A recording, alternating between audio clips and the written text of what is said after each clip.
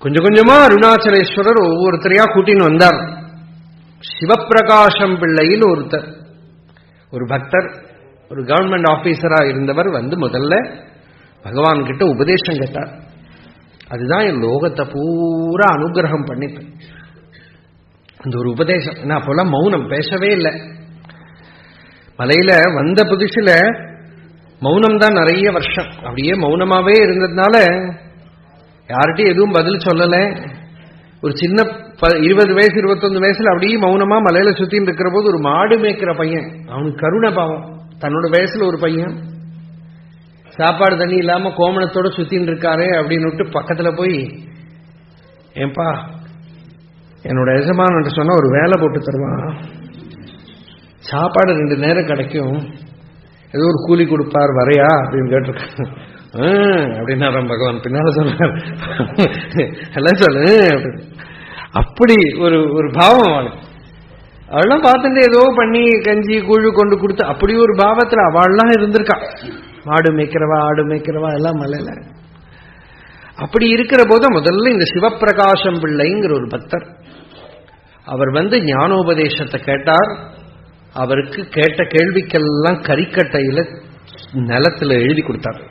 அதுதான் நான் யார்ங்கிற ஒரு சின்ன புஸ்தகம். முதல்ல தமிழ்ல வந்தது, மலையாளத்துல வந்தது, இங்கிலீஷ்ல, லோகத்துல எல்லா பாஷையிலையும் வந்தது. அந்த ஒரு சின்ன குட்டி புஸ்தகத்துக்குள்ள தன்னோட உபதேசம் பூராவும் இருக்கு. அது ஆச்சரியம் என்னன்னா 1905க்கு முன்னாடி என்ன எழுதி கொடுத்த அந்த உபதேசம் இருக்கே 1950 வரை ஒரு மாற்றமும் கிடையாது.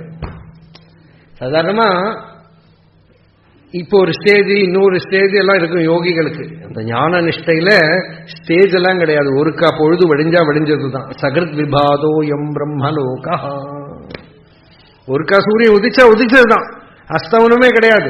அப்ப அவருக்கு என்ன உபதேசம் கொடுத்தாரோ அது 1950லயும் ஒன்றும் மாத்தமே கிடையாது. பகவத் பாதாள் 8 வயசுல கோவிந்த பகவத் பாதாள் கிட்ட போனப்போ தசஸ்லோகி சொன்னார்.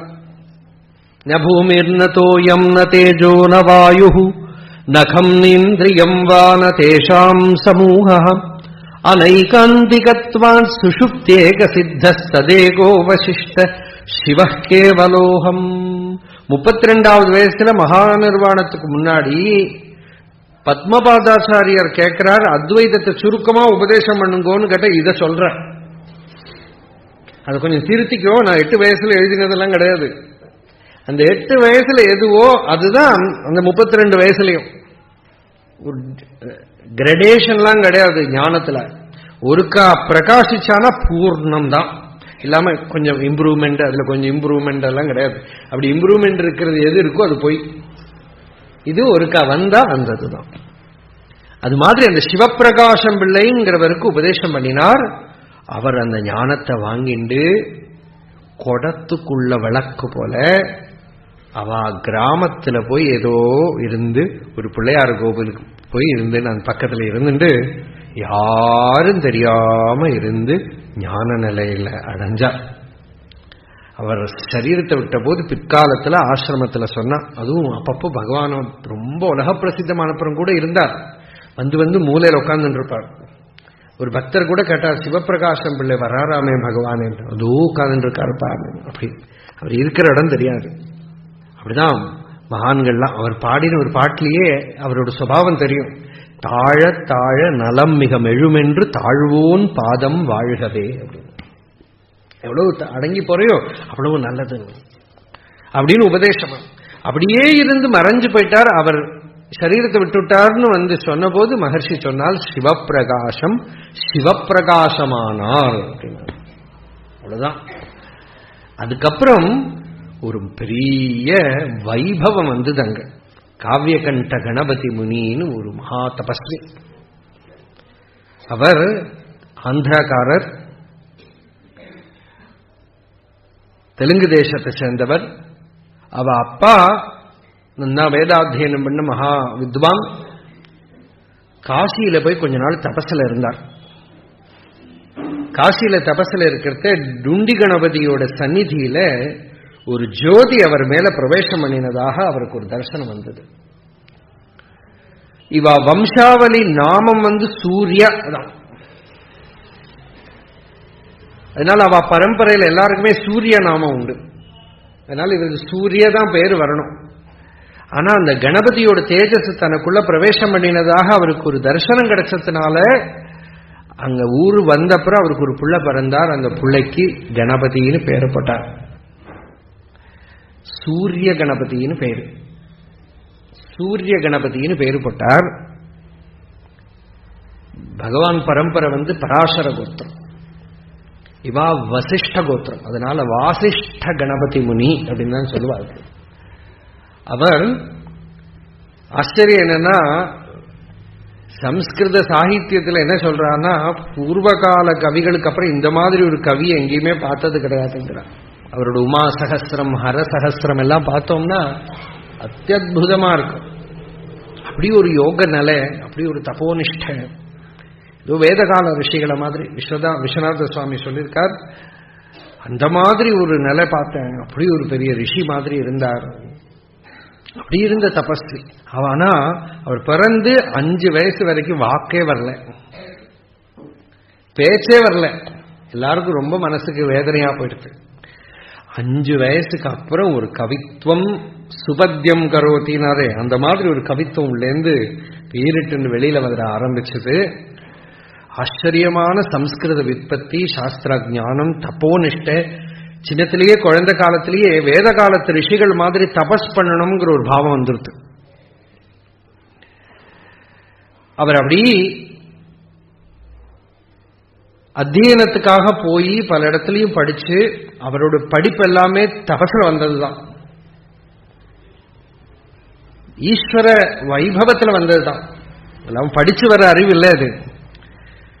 அவர் பல இடத்துலையும் போய் அவரை ஒரு வித்வான் கூட அழைச்சுட்டே போனார். ஒரு 15-16 வயசுல. அதுக்குள்ள அவர் விவாகம் எடுத்து விஷாலாட்சின்னு அவர் பத்னிக்கு பேரு. அந்த வயசுல அவர் அழைச்சிட்டு காசியில பல இடங்கள் கஷேத்திரங்கள் போய் பங்காளுக்கு போனார். பங்காள்ல நவத்வீபத்தில் பெரிய வித்வத் கோஷ்டி. பையனுக்கு 15 வயசு இருக்கு, சூரிய கணபதி. அந்த வித்வத் கோஷ்டியில அம்பிகாதத்தன் ஒரு மகா வித்வான். அவர் அந்த சபையில ஒரு சிம்மாசனம் மாதிரி எல்லாம் போட்டு உட்கார வச்சு பெரிய வித்வான்கள்லாம் சுத்தி வர உட்கார்ந்து இருக்கா. அந்த அம்பிகாதத்தனை அழைச்சிட்டு உட்கார வச்சா. அப்ப இங்கேருந்து இந்த கணபதி கணபதியை கூட்டின்னு போயிருக்காங்க. சின்ன பையன் தான் கூட்டின்னு போய் முன்னாடி உட்கார வச்சிருக்கிறத இவர் தெரியாம என்ன பண்ண, கொஞ்சம் குரல் பெருசா கையேஷா அப்படின்னு கேட்டார் இந்த அம்பிகாதத்தரை பத்தி. அப்ப அம்பிகாதத்தர் அவர் தெரியாத யாரோ ஒருத்தரா இந்த சபையில அப்படிங்கிற மாதிரி இப்படி பார்த்தா ஒரு பையன், சின்ன குட்டி பையன் தானே. அப்போ பிராசம் வச்சு ஒரு ஸ்லோகம் எனக்கு கொஞ்சம் ஞாபகம் வரல, அது 4 வரிக்கு பிராசம் வரும். அப்படி வந்துட்டு அம்பிகாதத்தோ நாம அப்படின்னு முடியும் அது அந்த ஸ்லோகம். அம்பிகாதத்தன் எனக்கு பேரு அப்படின்னு முடிச்சு ஒரு ஸ்லோகத்தை சொன்னார், கணபதியை பார்த்து சிரிச்சுட்டு. அப்ப இந்த கணபதி இருக்காரே அவரை பார்த்து, அப்ப கணபதி கிட்ட கஸ்துவம் அப்படின்னு கேட்டார். இவர் சொன்னார் கணபதி ரீதி கவிகுலபதி. 15 வயசு பையன். அது ஒரு 2 லைனுக்கு பிராசமா கணபதி ரீதி கவிகுலபதி அப்படின்னு ஆரம்பிக்கும் அந்த ஸ்லோகம். முடியற போது பவான் து தத்தா அகம் து ஔரசா அப்படின்னு. அதான சாட்சாத் அவருக்கு அந்த பாவம் இருந்தது. அம்பாள்கிட்டேருந்து நேரடியா பிறந்தவருங்கிற ஒரு பாவம் இருந்தது அவருக்குள்ள. அந்த அம்சத்தோடயே நான் பிறந்திருக்கேன் அப்படிங்கிற ஒரு பாவம் இருந்தது. நீ தத்தன், நான் ஔரசன். அவருக்கு பிடிக்கல. சபை பெரிய வித்வத் சபை, ஒரு சின்ன பையனோ இல்லையோ. அவர் இன்னொரு ஸ்லோகம் சொன்னார், இவர் இன்னொரு ஸ்லோகம் சொன்னார். அப்படியே போச்சு. லாஸ்ட்ல கோபமாயிடுச்சு. அப்புறம் என்ன பண்ணா, தாட்சிணாத்திய பிராமணால எல்லாம் திட்ட ஆரம்பிச்சுட்டார் அவர். இந்த தாட்சிணாத்திய பிராமணால அப்படியே அவ இப்படி எல்லாம் சொல்லிட்டு அவர் ஏதோ சொன்னார். அப்போ லாஸ்ட்ல இவர் என்ன சொன்னார், வங்கதேசத்து பிராமணால அசூவியோவாபி வசூவியோவா அமீன மீன வியசனம் தியஜந்தி. இவனுக்கு பிராணன் போனாலும் பரவாயில்ல, பணம் போனாலும் பரவாயில்ல, மீன் சாப்பிடுறத மட்டும் நிறுத்த முடியாது அப்படின்னா இறங்கி கட்டினுட்டார். அவர் கோவிச்சுக்கல, கட்டினுட்டார். அந்த ஸ்லோகத்தோட இது எல்லாத்தையும் பார்த்து அமீன மீன வியசனம் தியஜந்தி அப்படின்னு வந்ததும் அப்படி வந்து கட்டின்னு விட்டார். அப்பதான் காவிய கண்டா, கண்டே காவ்யா அப்படின்னு, கண்டே காவ்யா. அங்கிருந்து வந்து அப்புறம் ஒரு ஊர்ல ஒரு அம்பாள் கோவில்ல கொஞ்ச நாள் தபஸ் பண்ணினார். இப்படி பல இடத்துல தபஸ் பண்ணிட்டே வந்தார். பஞ்சாட்சரம் கோடி ஜபம் பண்ணி பூர்த்தி பண்றதுக்காக நிச்சயம் பண்ணிட்டு பல இடத்துல தபஸ் பண்ணிட்டே அருணாச்சல கஷேத்திரத்துக்கு வர. வந்த இடத்துல அருணாச்சலத்துல ஒரு திருப்தி இல்லை மனசுல. இங்க வரத்துக்குள்ள அவருக்கு இவ்வளவு ஜபம் பண்ணினேன், யோக சாதனை பண்ணினேன், குண்டலினி பிரவாகம் எல்லாம் அனுபவிச்சேன், சாஸ்திரங்கள்லாம் மர்மம் தெரிஞ்சுண்டாச்சு, மனசு சாந்தமாகல.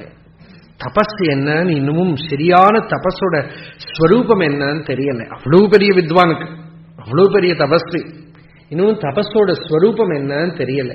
அப்படின்னு அருணாச்சலத்துல வந்து அவர் தங்கிட்டே இருக்கார். அப்படி இருக்கிறத ஒரு நாளைக்கு கார்த்திகை சமயம், இந்த சமயம் இந்த கார்த்திகை மாசம் தீபத்துக்கு முன்னாடி இருக்கிற 10 நாள் உற்சவம், அந்த சமயத்துல ஒரு நாளைக்கு நல்ல மத்தியான சமயத்துல மகர்ஷி விருபாட்ச குகையில இருக்காருன்னு இவர் கேள்விப்பட்டு தெரியும் இவருக்கு. அன்னைக்கு மத்தியான சமயத்துல தாங்க முடியாத ஒரு தாபத்தோட போற நிலையில, இந்த பிராமண சுவாமிகள் தான் அப்ப பேரு, எல்லாருக்கும் அவ்வளவுதான் தெரியும். போறத விருபாட்ச குகையில வெளியில ஒரு பாறாங்கல்லு மேல கால் வலது கால் இடது கால் மேல போட்டு தட்சிணாமூர்த்தி மாதிரி அசங்காம நிശ്ചலமா அஸ்பந்த தனுகு உட்கார்ந்து இருக்கார். இவர் போய் நமஸ்காரம் பண்ணார். காவியகண்ட கணபதி முனி நமஸ்காரம் பண்ணவர் ஹிருதயத்திலேருந்து கொட்டினார். என்னோட ஹிருதயம் ஆடுற மாதிரி நிறைய ஜபம் பண்ணினேன், சாஸ்திரங்கள்லாம் கரைச்சு குடிச்சாச்சு, சாஸ்திரங்கள்லாம் மர்மம் தெரிஞ்சுட்டேன், யோக சாதனையும் பண்ணினேன். இவ்வளவும் பண்ணியும் பிரம்மனிஷ்டையை ஏற்படுத்தக்கூடிய அந்த தபஸ் என்னன்னு எனக்கு இன்னமும் புரியல. இந்த தபஸ் என்ன அப்படின்னு கேட்டார். பகவான் முதல்ல பேசல, அது பேசாம பார்த்துட்டே இருந்தது. இவரும் பேசாம அந்த பதில் கிடைக்கணும்னா நம்ம தபஸ் பண்ணோம், வெயிட் பண்ணிட்டு பேசாம உட்கார்ந்துட்டு இருந்தார். அரை மணி நேரத்துக்கு அப்புறம் மெதுவா பேசாம இருந்தவர் வாயை திறந்தார். மதுரகவி ஆழ்வார் கேட்க நம்மாழ்வார் பேசினார் சொல்லுவாளே, பாடினார் சொல்லுவாளே, அது மாதிரி இவர் போய் கேட்ட கேள்விக்கு அத்தை தின்று அங்கே கிடக்கும் அப்படின்னார். அதுபோல அப்போ என்ன இவர் வந்து கேட்கிறார், கேட்டதுக்கு பகவான் வந்து பதில். இந்த சரீரத்துல மனசு உள்ள திரும்பினால் நான்கிற எண்ணம் எங்க உதிக்கிறதுன்னு கவனிச்சா ஹிருதயத்திலேருந்து தான் நான்கிற விருத்தி உதிக்கிறதுன்னு தெரியும். அந்த அகம் விருத்தி உதிக்கிற ஸ்தானம் தான் ஹிருதயம். அதை கவனிச்சா மனம் அங்க போய் அடங்கும். அதுதான் தபஸ். ஒரு மந்திரத்தை ஜபம் பண்ற போது அந்த மந்திர துவனி எங்கிருந்து கிளம்புறது அப்படின்னு கவனிச்சா ஹிருதயத்திலேருந்து தான் கிளம்புறதுன்னு தெரியும். அந்த ஹிருதயத்துல அடங்கிறது தான் தபஸ். வாக்கு மட்டும் இல்லை, அந்த ஹிருதயஸ்தானம் காவியகண்டருக்கு அந்த சந்நிதியில பிரகாசிச்சது. சித்தம் ஹிருதயத்துக்குள்ள போய் அடங்கித்து. அந்த சந்நிதியில தட்சிணாமூர்த்தி சந்நிதியில சனகாதிகளோட மனம் அடங்கி சாந்தமான போல சித்தம் பிரசாந்தமாயிடுத்து, நிശ്ചலமாயிடுத்து. காவியகண்டர் கண்ணீர் மல்க விழுந்து நமஸ்காரம் பண்ணினார். எல்லாரையும் பார்த்து சொன்னார், இனிமேலால் இவரை ரமணன் கூப்பிடணும். ஆத்மாவில யாரு ரமிச்சுன்னு இருக்கானோ அவன். இந்த ரமணன்கிறது ஆத்மாவுக்கு பேர். சந்தம் சமீபே ரமணம் ரதிப்பிரதம் அப்படின்னு பாகவதம். உள்ள சமீபத்தில் இருக்கிறது, அதனால ரமணா. ரதிப்பிரதா ஆத்மானு ஆனந்தப்பிரதா, அதனால ரமண மகர்ஷி. எப்படி ஒரு மந்திர திரஷ்டாவ ரிஷின்னு கூப்பிடுறோமோ அது மாதிரி பிரம்மனிஷ்டனான மகர்ஷி. அந்த பிரம்ம வித்ய தஹர வித்ய பிரகாசிப்பிச்சதுனால, தஹர வித்யாங்கிற ஒரு ரகசியத்தை பிரகாசப்படுத்தினதுனால மகர்ஷி அப்படின்னு கூப்பிட்டார். யாரோ சாதாரண யாரோ பேரு போடல. ரிக்வேத பாஷ்யம் எல்லாம் அவரோட இன்னைக்கு இருக்கு இல்லையா, காவியகண்டரோட. கபாலி சாஸ்திரிகள்லாம் அவர் சிஷ்யால் தான், எல்லாம் கணபதி முனி சிஷ்யால் தான். அவர் தான் ரமண மகர்ஷின்னு கூப்பிட்டார். அவர் ரமண மகர்ஷின்னு பகவானை கூப்பிடுற போது 10,000 சிஷ்யர்கள் காவியகண்டத்துக்கு இருந்தா அவருக்கு என்ன ஒரு வினயம் இருந்திருக்கணும் இல்லையா? ஏதோ கொஞ்சம் தெரிஞ்சாலே அவர் யாரோ நான் யாரும் சொல்லிட்டு விடுவோம் இல்லையா?